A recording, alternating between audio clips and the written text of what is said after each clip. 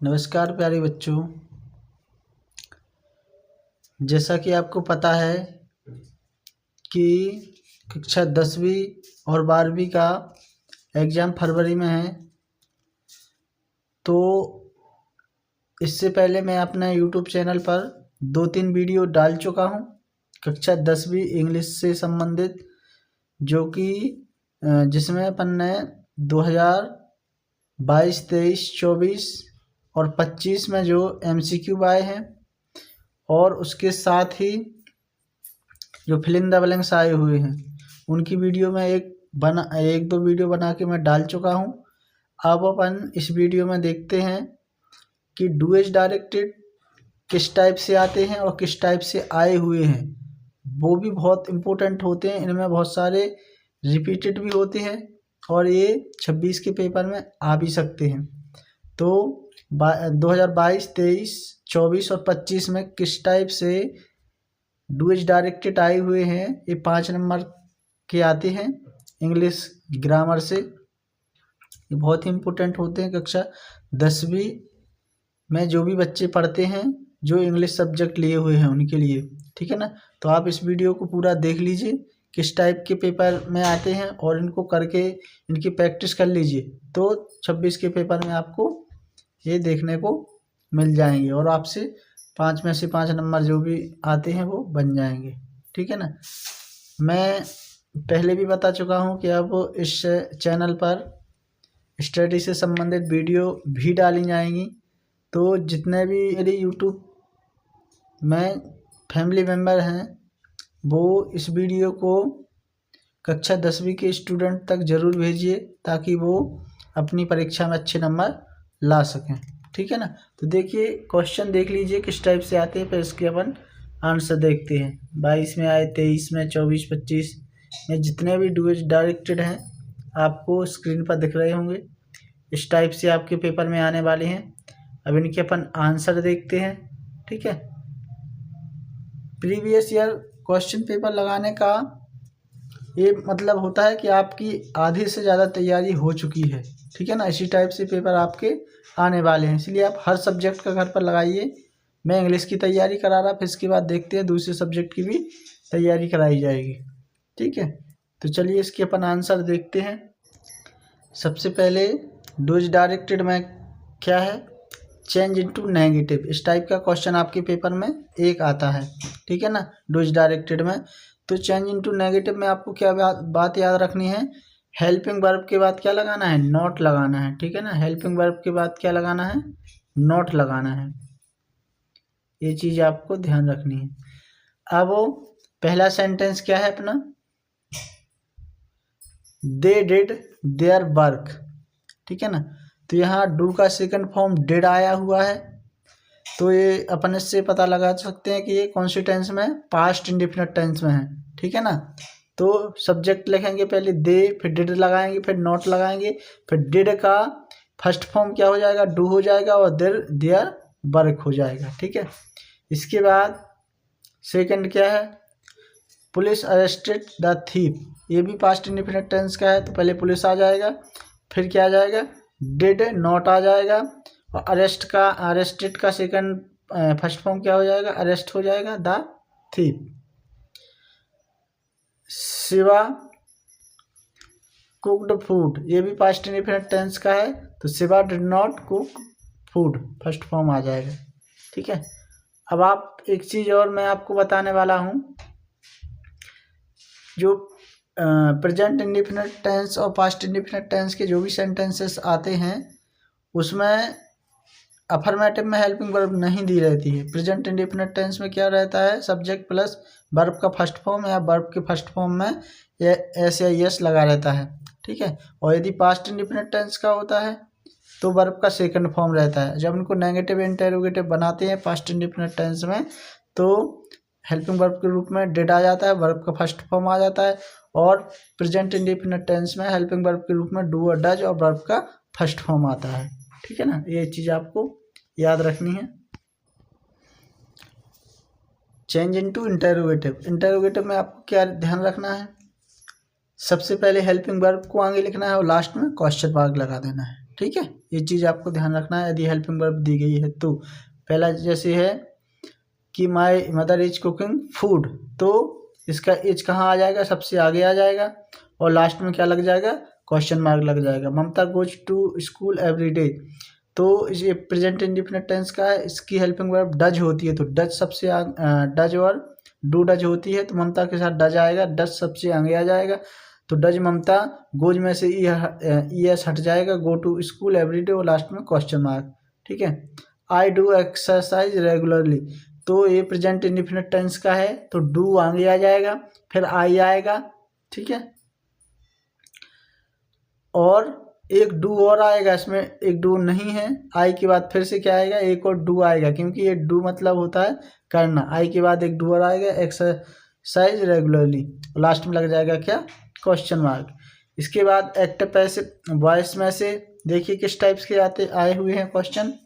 पहला है she was drawing A picture, तो सबसे पहले ऑब्जेक्ट आ जाएगा और वॉज और फिर बीइंग आएगा, फिर ड्राइंग का मतलब ड्रॉ का सेकंड फॉर्म ड्रॉइंग हो जाएगा, बाय सी का हर हो जाएगा।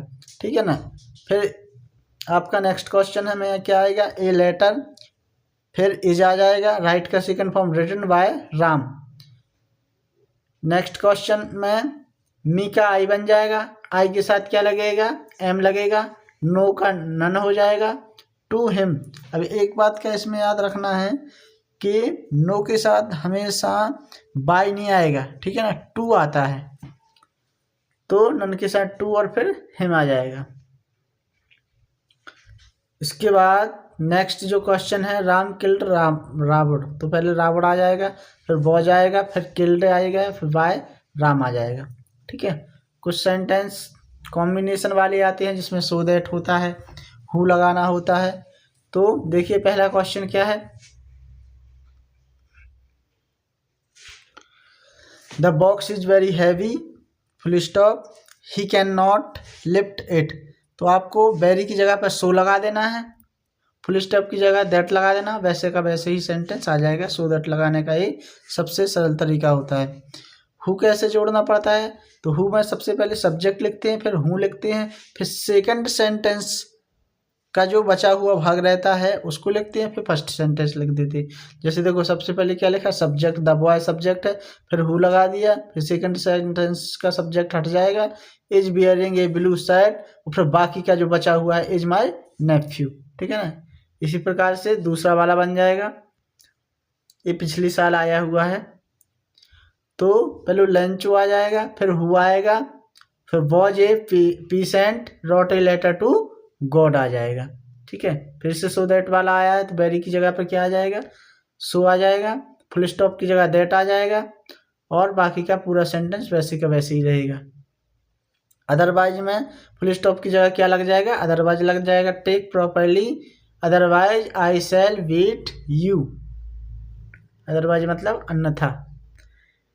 फिर से सो दैट का आया है तो द बॉक्स इज वेरी की जगह क्या आ जाएगा, सो आ जाएगा, हैवी, फिर दैट लगा देंगे, I can not lift it, ये पेपर में आया हुआ है।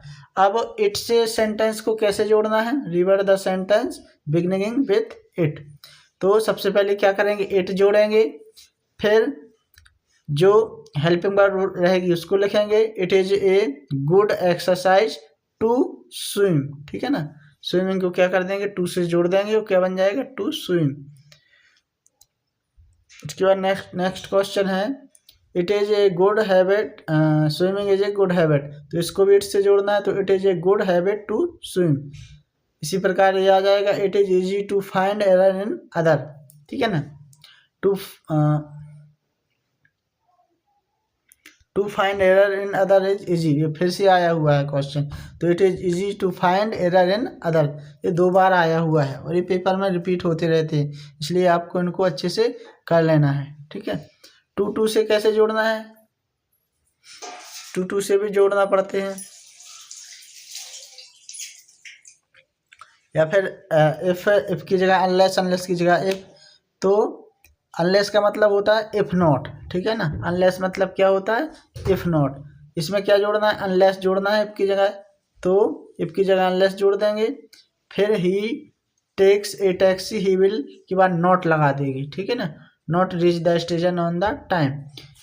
यहाँ एक टू की जगह पे लगेगा टू, दूसरे और दैट की जगह पे लगेगा दूसरा वाला टू, और जो सब्जेक्ट रहता है वो कैन नॉट रहता है, इसको क्या कर देते हैं, रिमूव कर देते हैं। इस टाइप का क्वेश्चन भी एक पेपर में आता है। He is too fat to run fast, ठीक है, इस टाइप से बन जाएगा। इसके बाद अनलेस की जगह पे इफ लगाना है, तो जब अनलेस हटेगा तो नॉट, मैंने जो बताया था कि अनलेस का मतलब होता है इफ नॉट, तो नॉट भी जुड़ेगा। लेकिन ये टेंस कौन सी टेंस में है, प्रेजेंट इंडिफिनिट टेंस में है, इसलिए पहले क्या आ जाएगा, इफ यू फिर डू नॉट आ जाएगा, रन फास्ट, बाकी का सेंटेंस वैसे के वैसे रहेगा। इनको रीअरेंज करना है। रीअरेंज में सबसे पहले आपको देखना पड़ता है, सब्जेक्ट लिखेंगे, फिर हेल्पिंग वर्ब लिखेंगे, फिर वर्ब लिखेंगे, ऑब्जेक्ट, फिर अदर, इस टाइप से अपन को जोड़ना पड़ता है। तो इसमें सबसे पहले जो सब्जेक्ट है वो some girls were helping verb, making verb हो गया, a noise in the classroom. इसके बाद they have bought a new car. Narration में भी कभी कभी पूछ लेता है, तो प्रीति सैड, फिर दैट लग जाएगा, ईशिता, इसकी जगह वॉज आ जाएगा, वर्किंग आ जाएगा। इसको करेक्ट करना है, तो यहाँ सिंस की जगह क्या आ जाएगा,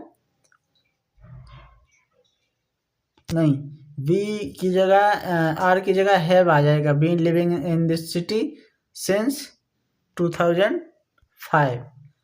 क्षैतिज प्लेज क्रिकेट, इसको पास्ट इंडिफिनिट टेंस में बदलना है, तो क्षैतिज प्लेसेस में तो प्लेड ईडी लग जाएगा पास्ट इंडिफिनिट टेंस में, ठीक है, क्षैतिज प्लेड क्रिकेट। तो ये ऐसे अपने डूज डायरेक्टेड थे जो कि हर साल पेपर 2022, 23, 24 और 25 में आए हुए हैं। इसी टाइप के आपके 26 में भी आ सकते हैं, तो उनको आपको अच्छे से कर लेना है, लिख लेना है, और इनकी प्रैक्टिस करना है, इनको भूलना नहीं है, ठीक है ना। तो इस वीडियो को दूसरे स्टूडेंट तक भी शेयर कीजिए, ताकि वो भी अपने इंग्लिश के पेपर में अच्छे से नंबर ला सकें, ठीक है। तो अभी आप इतना कीजिए, फिर नेक्स्ट वीडियो में अपन दूसरा टॉपिक लेके उसको कंप्लीट करेंगे, ठीक है। Thank you.